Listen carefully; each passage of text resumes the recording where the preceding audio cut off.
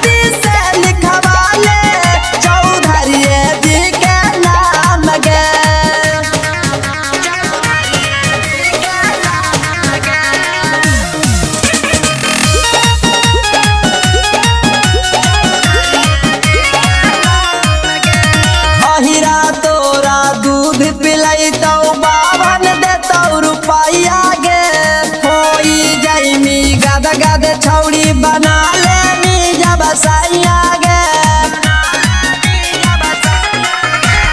पहिरा तोरा दूध पिलाई तो बाभन देतो रुपैया गे हो जाइमी तू गद गद छौड़ी बना ले जब सैया गे घुमाटी पर छौड़ी खिलैबो मीठा पान गे घुमाटी पर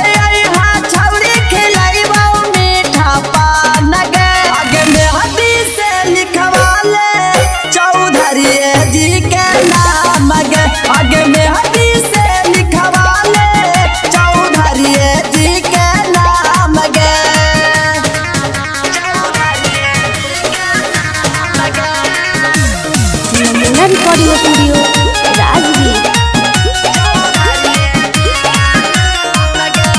राजा रौशनवा के तू मन ले छौड़ी बात गे राजा देवा रसिया दे तो हरदम तोरा साथ गे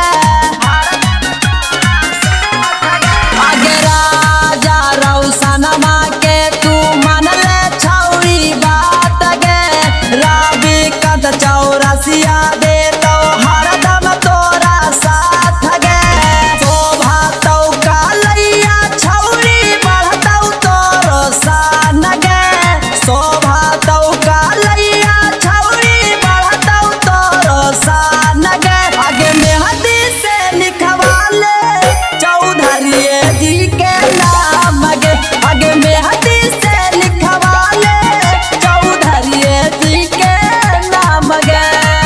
नमूना रिकॉर्डिंग स्टूडियो राजगीर।